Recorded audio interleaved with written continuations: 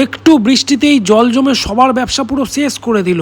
তো নমস্কার বন্ধুরা, এই এলিয়েনটাকে কি তোমরা চিনতে পারছো?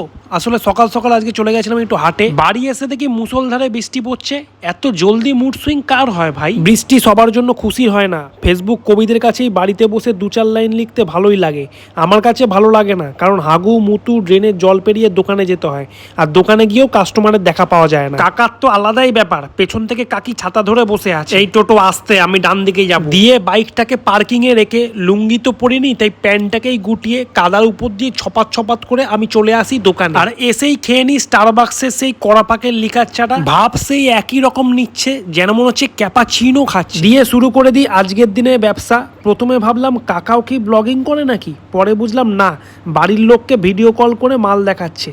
Perfect family man. দিয়ে দুপুরবেলায় মিড ডে মিল খেতে চলে আসি বাড়ির দিকে। একটু মাথার উপরে ক্যামেরাটাকে তুলে 360 ডিগ্রি নেওয়ার চেষ্টা করছিলাম, কিন্তু দুর্ভাগ্যবশত 180 ডিগ্রি আসে। দিয়ে সন্ধ্যেবেলায় আবার দোকানে চলে আসি, মালের পেটিতে গিট মেরে বেঁধে রাখছি গায়েজ, ঠিক যেমন ভাবে তোমার এক্স তোমাকে মায়ার গিটে বেঁধে রেখেছি। মাঝে মধ্যে এরকম কবিতা শোনার জন্য ভিডিওটাতে একটা লাইক করে দাও। তারপর একদল ব্রিটেনের সিপাহী দেখি ঢোল করতাল বাজাতে বাজাতে কোথায় যাচ্ছে। পরে বুঝতে পারলাম এটা আমাদের গনু দাদার পসেশন ছিল। বারোয়ারির লোকগুলো উদার ছিল, আমাদের সবাইকে লাড্ডু দিয়ে গেছিল। জয় গনু দাদার জয়। তোমরা যদি এতক্ষণ ভিডিওটা দেখে থাকো তাহলে সাবস্ক্রাইবটা করে দিও। আজকের মতো ভিডিওটা এই পর্যন্তই। বাই।